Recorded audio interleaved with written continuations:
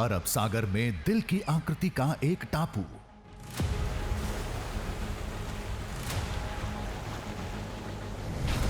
कहते हैं टापू के नीचे समुद्र की गहराई में रामायण का एक साक्ष्य युगों से गुमनामी में दबा है।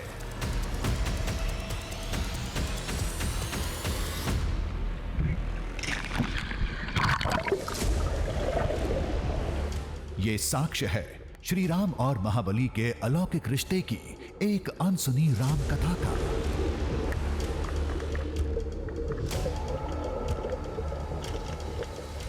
इस टापू से जुड़ा दावा बताता है यहीं कहीं है वो पौराणिक मार्ग जहां से महाबली हनुमान पाताल लोक गए थे।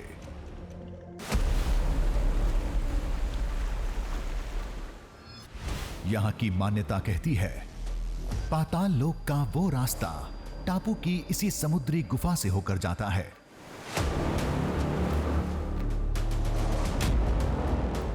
राम कथा के मुताबिक पवनपुत्र ने टापू पर श्री राम की एक प्रतिमा बनाई थी।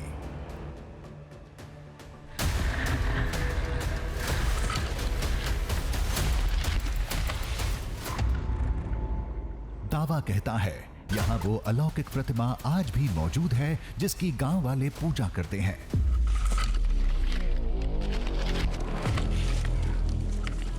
जो नेत्राली आइलैंड हम लोग जो देखा है, जो हनुमान जी का वो दिल है, अपने जो हनुमान जी का दिल है, वो हनुमान जी जहाँ जहाँ रुके हुए थे, हनुमान साहब ने उधर आए थे, हनुमान स्वामी जी ने उधर पाताल लोक जाने के लिए उधर आए थे ना। तो चलते हैं उस टापू पर, दाखिल होते हैं समुद्री गुफा में और खोज कर लाते हैं श्री राम और महाबली हनुमान के अद्भुत रिश्ते का अलौकिक दृश्य।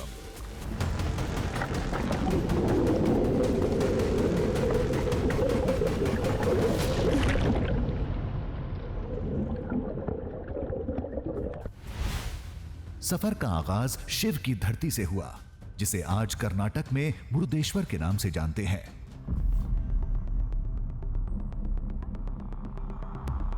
अगर मैं आपसे पूछूं कि हिंदुस्तान का दिल कहाँ है तो शायद आप कहें दिल्ली में, हो सकता है कि आप कहें मध्य प्रदेश में, लेकिन मैं आपसे कहूं कि वो इन दोनों जगहों पर नहीं बल्कि कर्नाटक में कहीं है, तब आप क्या कहेंगे? नमस्कार, जय हिंद। मैं हूं अक्षय विनोद शुक्ल आपके साथ और आज हम आपको उस आइलैंड का दृश्यम दिखाने वाले हैं जो कहने को नहीं बल्कि दिखने में भी पूरी तरीके से दिलनुमा नजर आता है, बिल्कुल दिल के आकार का आपको नजर आता है। और उस आइलैंड का नाम है नेत्राणी।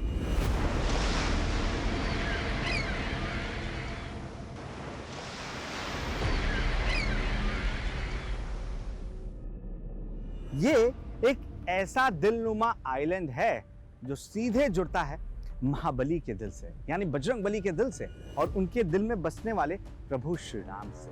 और इसके लिए हमें 20 किलोमीटर समंदर की गहराई में जाना होगा। वहां पर न सिर्फ वो आइलैंड मिलता है बल्कि वो जगह भी मिलेगी जहां से हनुमान जी ने अपने सफर की शुरुआत की थी पाताल लोक के लिए।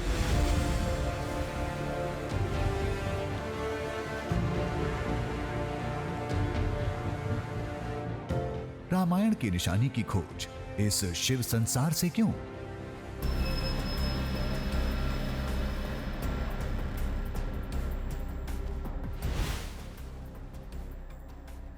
इस सवाल का जवाब है ये आत्मलिंग, जिसकी कहानी रामायण से जुड़ती है।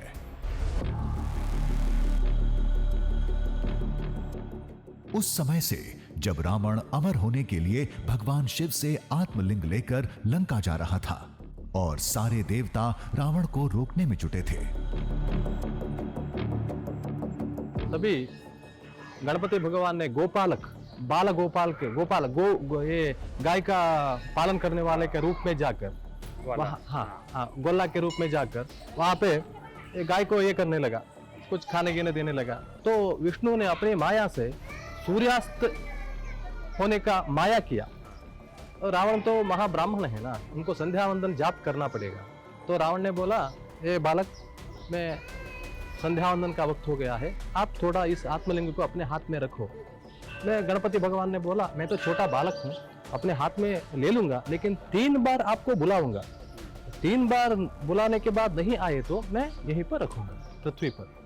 तो रावण ने समुद्र जाके अपने हाथ पांव धोकर संध्या वंदन करने लगा, एक बार अर्घ्य दिया। तो गणपति ने बोला रावण आ जाओ, बहुत भारी है, नहीं आया। दूसरा बार अर्घ्य दिया, रावण आ जाओ, मुझे बहुत भारी हो रहा है। तो तीसरा बार अर्घ्य दिया, तीसरे बार रावण को बुला के अपने माता पिता का स्मरण करके, विष्णु भगवान का देवता गणाओं का स्मरण करके उन्होंने गोकर्ण पर वो लिंग को रख दिया।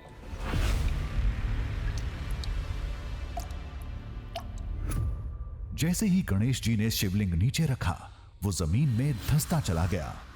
रावण ने निकालने की कोशिश की तो इसके 5 टुकड़े हो गए, जिसका एक हिस्सा है मुरुदेश्वर का ये शिवलिंग।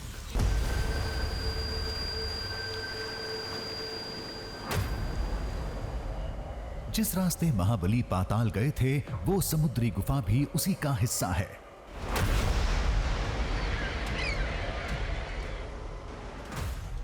उस आइलैंड को लोग बजरंगबली के नाम से जानते हैं।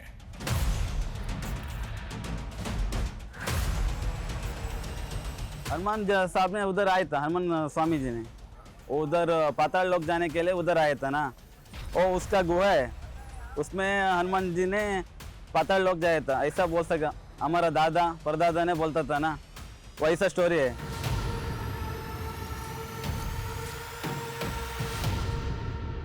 नेत्राणी आइलैंड एक आइलैंड नहीं है, वो हनुमान जी का वो दिल है। नेत्राणी आइलैंड मेरा दिल में बसता है।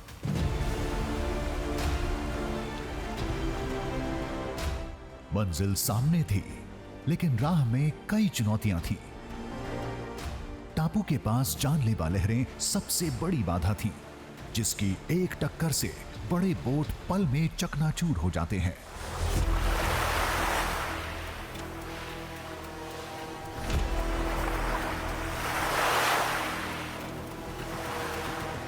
बहुत मुश्किल है उधर जाने का आपका जान को खतरा हो सकता है। बोट से जाए तो पत्थर मार के बोट डूब गए थे। लहरों को मात देकर आइलैंड पर उतर भी गए तो 74 एकड़ में फैले उस टापू पर रामायण की निशानियों को खोजना आसान नहीं होगा।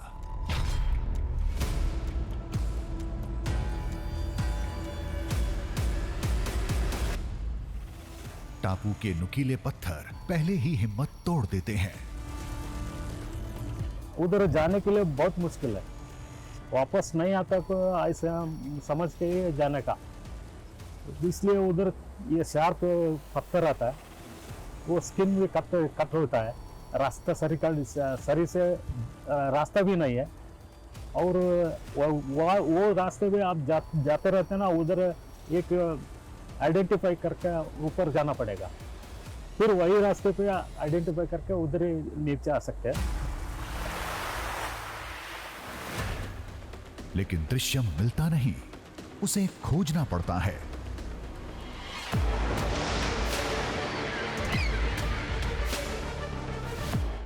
और श्री राम के उस दृश्यम को खोजने के लिए हम पूरी तरह से तैयार थे।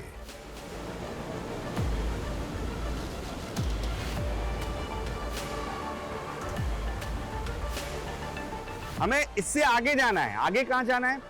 वो जगह जो सीधे जुड़ती है शिव के अंश यानी हनुमान जी से, उनके हृदय से, उनके दिल से, जिसमें राम बसते हैं। और वो जगह है नेत्राणी आइलैंड, जो खुद दिल नुमा नजर आता है। और उसके लिए अब हम अपने सफर की शुरुआत इस अरब सागर में करने वाले हैं। कुछ ही देर में अब हम उस दिशा में आगे बढ़ेंगे जो यहाँ से नेत्राणी आइलैंड की ओर लेकर जाता है। और उसके लिए 20 किलोमीटर का सफर हमें बोट के जरिए तय करना है। यानी आप समझ रहे हैं, हम शिव की धरती से सीधे हनुमान की धरती पर जाने वाले हैं।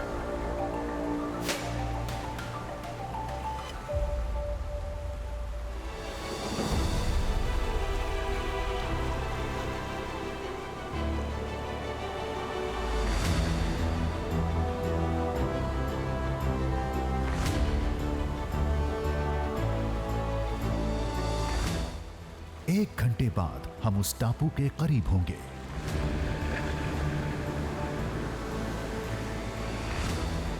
फिर उस आइलैंड की हर तस्वीर, हर सच्चाई सबके सामने होगी।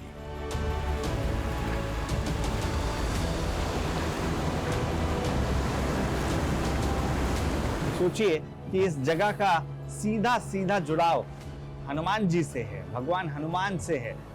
जब वो अपने ईष्ट प्रभु श्री राम को खोज रहे थे तो क्या इस समुद्र को लांघ कर वो पहुंचे थे? क्योंकि जिस आइलैंड पर हम जा रहे हैं, आप देखिए कि वहां जाने के लिए कोई दूसरा रास्ता नहीं है, सिर्फ पानी के जरिए आप पहुंच सकते हैं। तो कैसे वो वहां तक पहुंचे होंगे? कुछ लोगों का मानना है कि वहां पर भगवान हनुमान के चरण पड़े थे, जिसके निशान अभी भी आप खोजें तो शायद मिल सकते हैं आपको।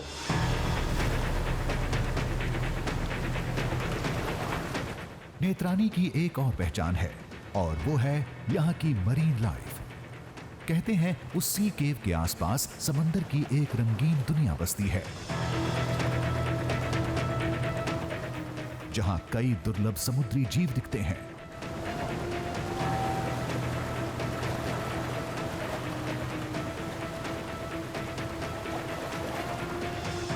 अगर हम गुफा तक पहुंचने में कामयाब रहते हैं तो वो दृश्य भी जरूर सामने आएगा।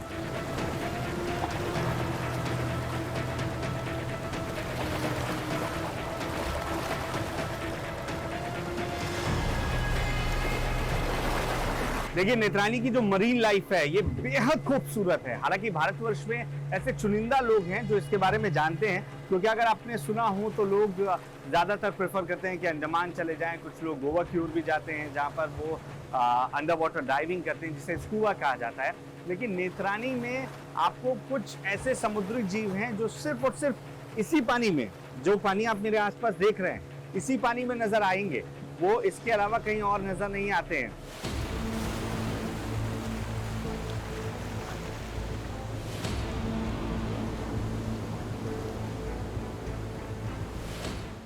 हम अपने साथ एक छोटी बोट भी ले जा रहे थे। अगर टापू के पास लहरें तेज रहीं तो इसकी मदद से वहां पहुंच जाएंगे।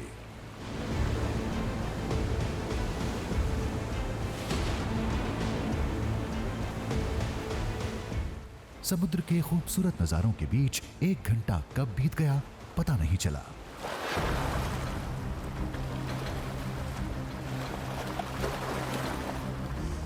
इधर टापू की पहली झलक मिली, उधर शांत समुद्र अचानक अशांत होने लगा। देखिए, अब वो आइलैंड मुझे देखने लगा है। अब मेरे सामने वो आइलैंड आपको जो नजर आ रहा है, ये वही आइलैंड है जिसे नेत्रानी आइलैंड कहते हैं, और ये बिल्कुल दिल के आकार का है, यानी हार्ट के शेप का है। लेकिन वहां पहुंचने से पहले अब जो नाव है ये ज्यादा डगमगाने लगी है, यानी यहाँ करंट बहुत ज्यादा है पानी का, आप समझ सकते हैं। एक्साइटमेंट काफी बढ़ रही है, लेकिन उसके साथ डर भी बढ़ रहा है कि क्या यहाँ पर खतरा ज्यादा है, क्योंकि हम जैसे जैसे आगे बढ़ रहे हैं आप देखिए कि किस तरीके से नाव पूरी तरीके से डगमगा रही है। यहाँ अगर मैं खड़ा हूँ तब शायद आप समझ पाएं कि यहाँ मेरे लिए पैरों को यहाँ रख पाना बहुत देर तक एक जगह पर मुमकिन नहीं है।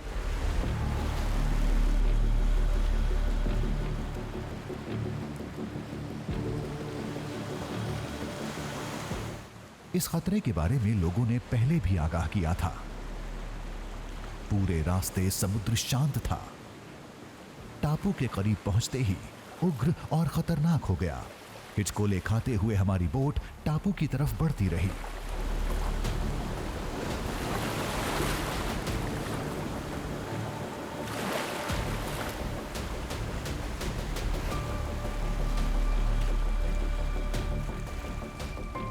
मेरे पीछे आपको वो आइलैंड बिल्कुल साफ नजर आएगा। यही नेत्रानी आइलैंड है, यही वो आइलैंड है जिसे कहा जाता है कि ये भगवान हनुमान का दिल है, जिसे आप भारतवर्ष का दिल भी कह सकते हैं, क्योंकि इसका पूरा जो आकार है वो दिलनुमा आपको नजर आता है। हालांकि ये अभी जब हम आपको दिखा रहे हैं तब आपको किसी पठार की तरह नजर आएगा, क्योंकि ये इसका सिर्फ एक एंगल व्यू है। लेकिन जब हम आपको इसका एरियल व्यू दिखाएंगे, जो हम अभी आपको दिखाने वाले हैं, तो वो दृश्य अपने आप में बेहद खास है।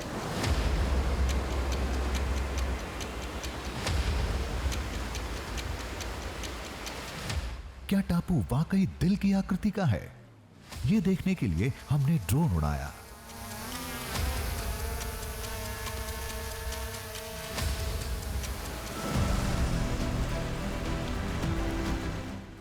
इसके बाद जो नजारा दिखा उसने हमें लाजवाब कर दिया।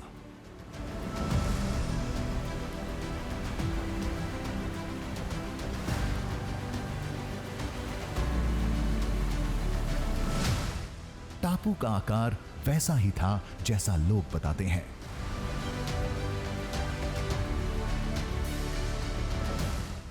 ड्रोन की नजर से 74 एकड़ में फैला ये टापू समुद्र में तैरते एक बड़े दिल सा दिख रहा था।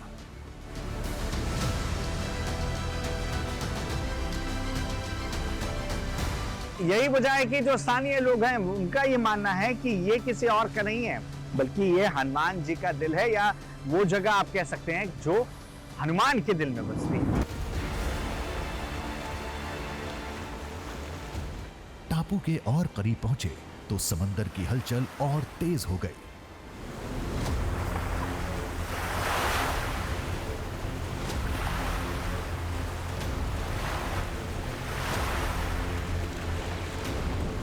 संभल के अजय, गिरना नहीं, गिरना, पकड़ के रखो। इन लहरों ने कुछ दिन पहले एक नाव को पलट दिया था। उसके टुकड़े नजर आ रहे थे।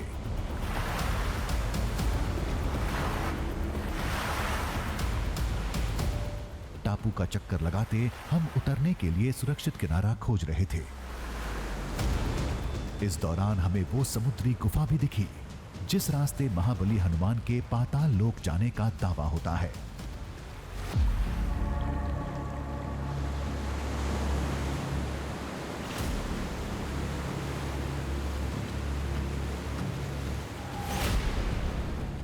समुद्र में गोता लगाकर हम उस गुफा में जाएंगे, वहां के दृश्यम को सामने लाएंगे।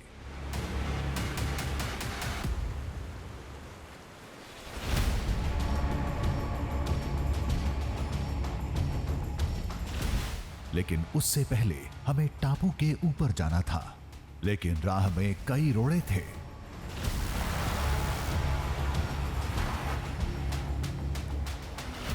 तलवार की धार जैसी चट्टानें दूर से नजर आ रही थी।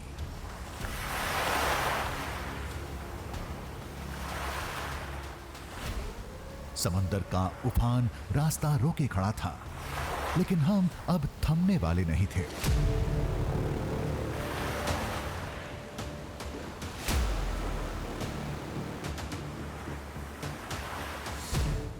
एक सुरक्षित किनारा देख लंगर डाल दिया।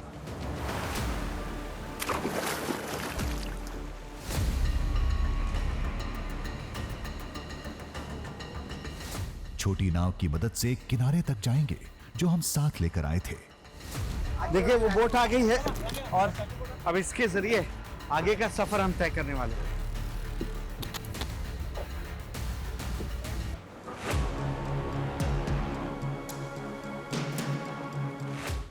आसपास के गांव वालों के लिए ये आइलैंड एक मंदिर है, इसलिए टापू पर नंगे पांव चलना पड़ता है। इस समय भी कुछ गांव वाले हमारे साथ थे जो पूजा करने जा रहे थे।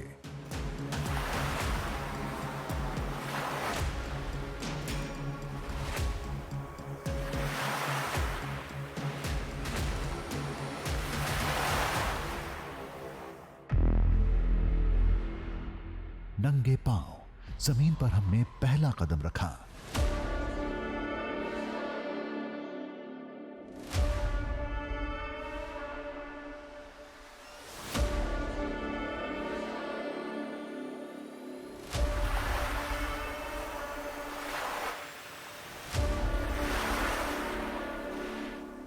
दावे के मुताबिक यहां कभी महाबली हनुमान के चरण पड़े थे। यहीं से पाताल लोक जाने के लिए समुद्र में छलांग लगाई थी।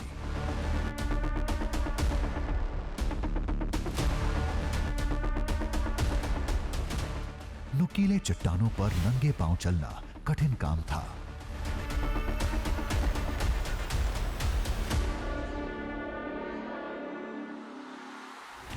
कुछ पत्थर सामान्य थे, किसी की धार वाकई बहुत तेज थी।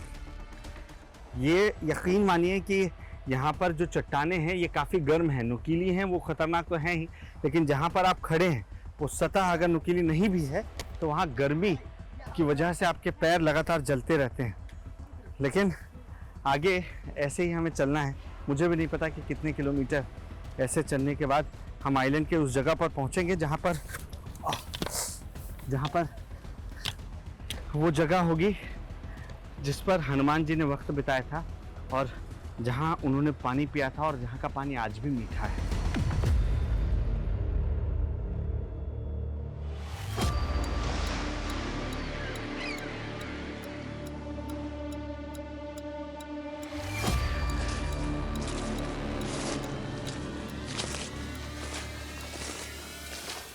हम गांव वालों के साथ वहां जा रहे थे जहां भगवान राम की प्रतिमा है, दावे के मुताबिक जिसे महाबली ने अपने हाथों से बनाया था।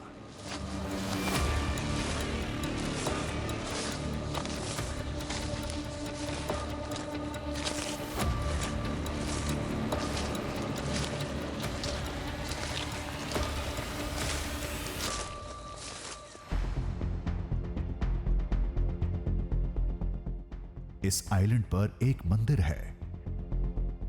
मंदिर में देवता की एक मूर्ति है। गांव वाले उन्हें अपना रक्षक बताते हैं। कहते हैं वो मूर्ति किसी और की नहीं, भगवान श्री राम की है।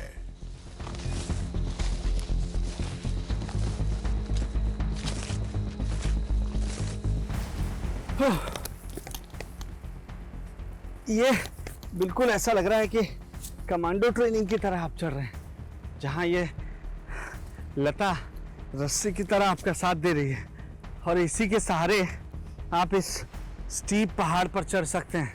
कहने को ये छोटा आइलैंड होगा, मगर इस पर पहुंचना उतना ही मुश्किल है और मुसीबत दोगुनी हो रही है पैरों में जूते नहीं होने की वजह से।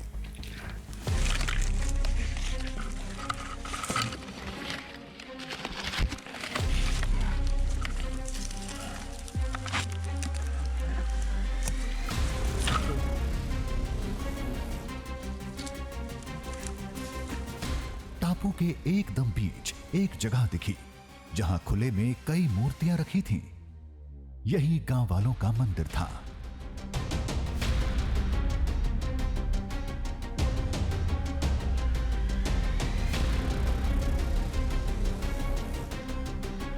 देखिए, ये मंदिर ठीक उस जगह पर मौजूद है जो आइलैंड हम आपको दिखा रहे थे, जो दिलनुमा है, जिसकी कहानी सीधे प्रभु श्री राम से जुड़ती है, उनके परम भक्त हनुमान जी से जुड़ती है। उस आइलैंड के बीचों बीच ये मंदिर मौजूद है।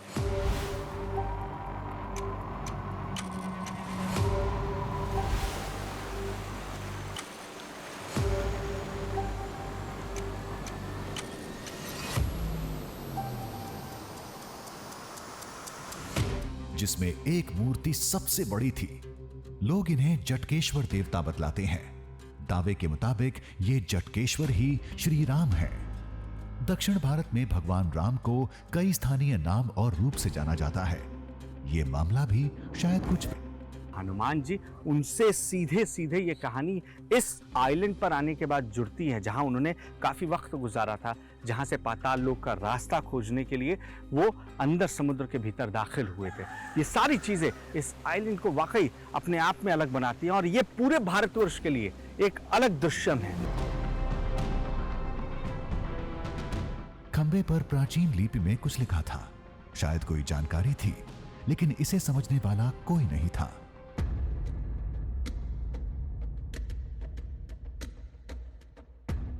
वहीं पास में एक कुंड था। पत्थरों से बहता पानी यहां जमा था। चारों तरफ समुद्र है, फिर भी इसका स्वाद खारा नहीं, मीठा था। देखिए, ये है पानी जाने का रास्ता। ऊपर से इन पत्थरों से रिस कर पानी आ रहा है।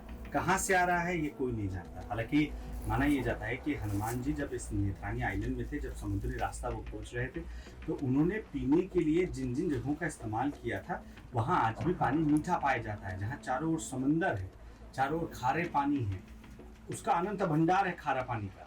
वहाँ पर इस तरीके से मीठा पानी होना वाकई किसी को भी चौंका सकता है और ये विज्ञान के लिए भी कई सवाल खड़े करता है।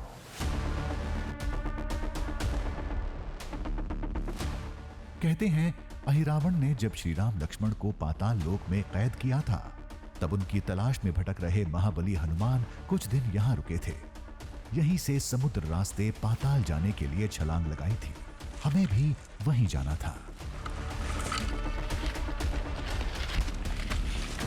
टापू छोड़ने से पहले हमने गौर किया, ये मंदिर और प्रतिमा दिल की आकृति वाले इस टापू के एकदम बीच में है।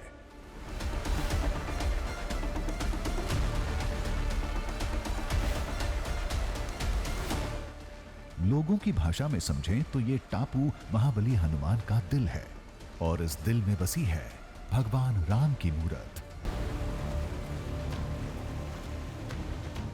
अब समंदर में गोता लगाना था, उस समुद्री गुफा में जाना था, दावे के मुताबिक जिस रास्ते बजरंगबली पाताल लोक गए थे।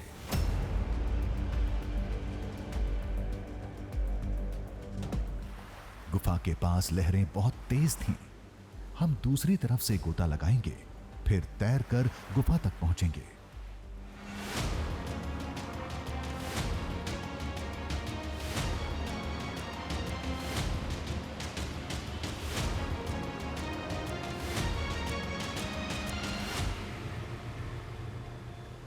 अब मैं पूरी तरीके से तैयार हूं नीचे समुद्र में जाने के लिए और वहां का दृश्य आपको दिखाने के लिए।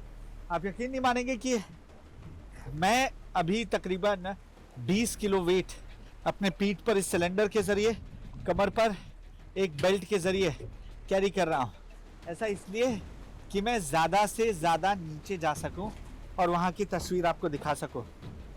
आप नीचे नाक से सांस नहीं ले सकते हैं, इसलिए ये जो मास्क है, देखिए ये मास्क मेरी नाक बंद कर रहा है। और अब यहाँ से प्रैक्टिस शुरू होती है मुंह से सांस लेने की। हालांकि ये ऑक्सीजन सिलेंडर का नोजल है जिसे मुझे मुंह में दबाना होगा और नीचे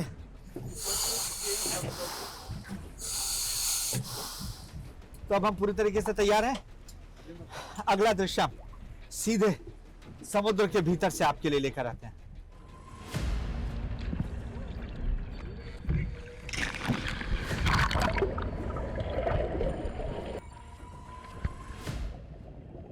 आज पहली बार कोई टीवी कैमरा समंदर को चीरकर उस गुफा में जाने वाला था।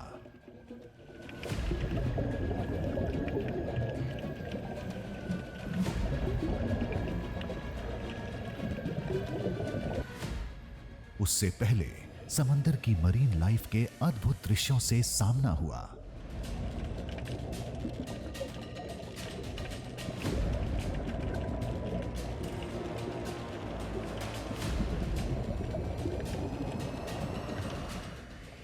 मीटर गहराई में उतरने के बाद समुद्र का रंगीन संसार दिखने लगा था।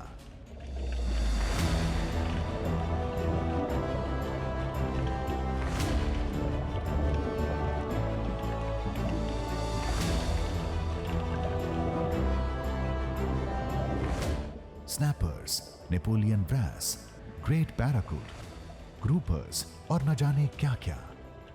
समुद्र विज्ञान में इन मछलियों और समुद्री जीवों को कई नामों से जाना जाता है।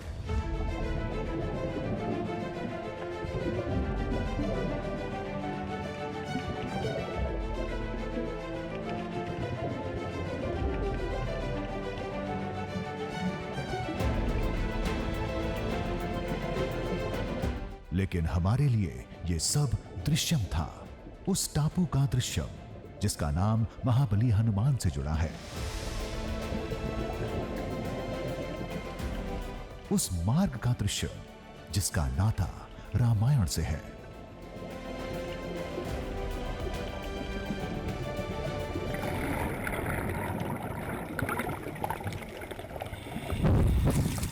नीचे अलग अलग प्रजाति के ऐसे कई जीव दिख रहे हैं जिनमें से कुछ का तो मैं नाम भी नहीं जानता, लेकिन इतना जरूर है कि ये दुनिया बिल्कुल अलग है। और अब मुझे जब सी केव के लिए जाना है, इस पहाड़ के दूसरी ओर जाना होगा। अब तैयारी करते हैं वहां जाने की।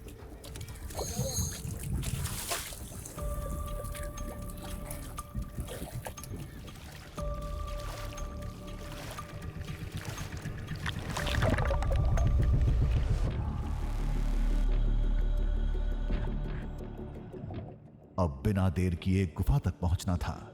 करीब 200 मीटर दूरी रह गई थी।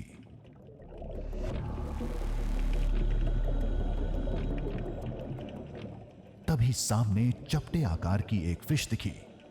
इसे स्टिंगरे कहते हैं। इसका ताल्लुक शार्क परिवार से होता है।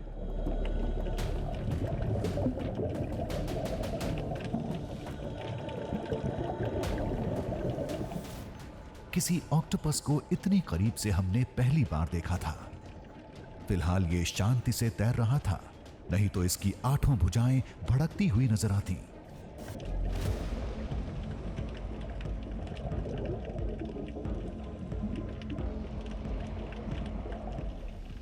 जेलीफिश देखते ही हम पीछे हो गए।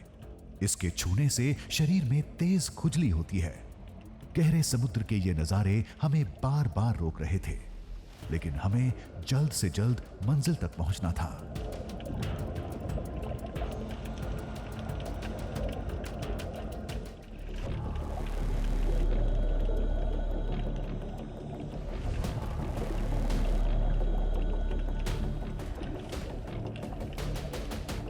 लेपर्ड मोरे मछली को देख सांप का भ्रम होता है। ये सब प्रजातियां केवल इसी इलाके में दिखती हैं।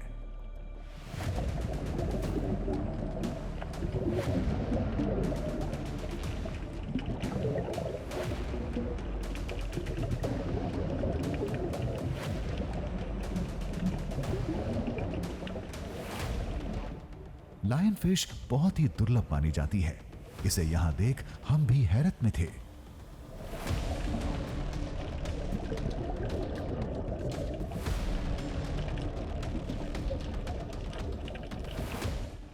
समुद्र का ये अद्भुत संसार शुरू से ही इंसानों के लिए रहस्यमय रहा है।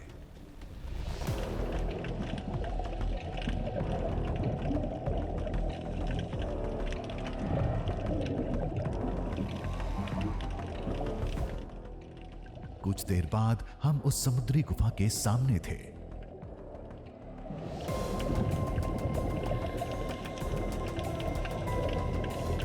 अंदर जाने की कोशिश की, लेकिन भीतर से पानी का प्रेशर बहुत तेज था। अंदर जाना मुश्किल लग रहा था। कई बार कोशिश की, हर बार नाकाम रहे।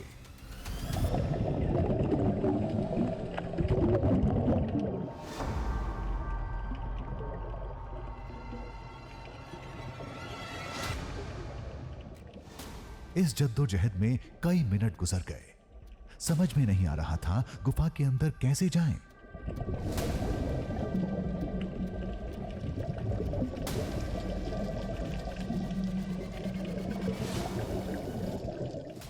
तभी एक आवाज सुनाई दी।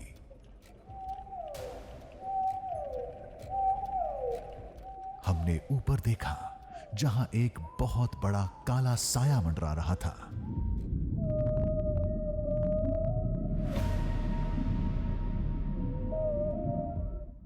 अरे, ये तो व्हेल शार्क थी, दुनिया की सबसे बड़ी मछली।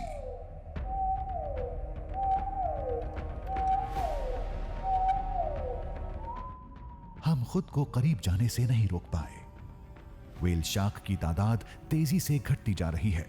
नेत्रानी में इसे देख हम चौंक गए थे।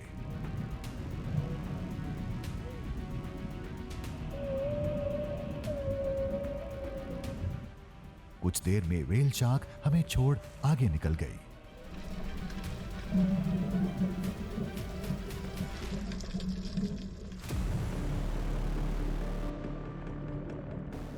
पानी में तैरते हमें कई घंटे गुजर चुके थे।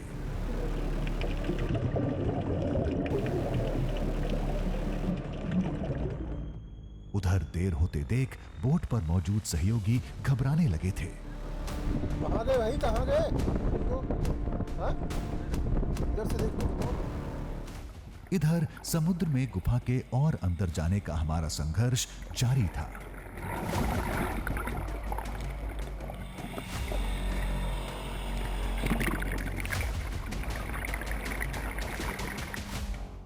खतरा भाप एक तैराक हमें खोजने समुद्र में कूद गया।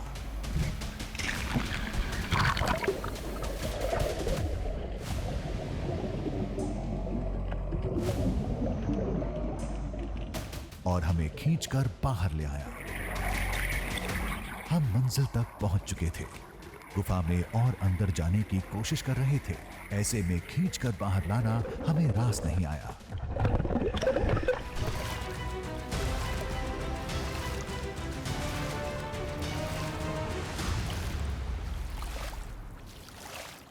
आप मुझे क्यों लेकर आ गए? मैं नहीं आता था, तू वापस नहीं आता। स्कूबा प्रोफेशनल सही बोल रहा था। हम कई घंटे से पानी में थे। सिलेंडर में चंद मिनट का ही ऑक्सीजन बचा था। अंदर गुफा से पानी का बहुत तेज प्रेशर बाहर आ रहा था। हम बहुत कोशिश करते फिर भी अंदर नहीं जा पाते। अगर हमें समय पर बाहर नहीं लाया जाता तो ये जानलेवा साबित हो सकता था। जो आज तक किसी ने नहीं देखा, उसे अब देखिए। देश के दिल मध्य प्रदेश में श्री राम का एक किला, राम लक्ष्मण के बंधन की निशानी। देखिए, ये हम बांधवगढ़ किले के प्रमुख द्वार पर खड़े हैं, जिसकी रक्षा करते हैं खूंखार बाघ। ओह माय गॉड, दरअसल शिकार करने यहाँ निकला था।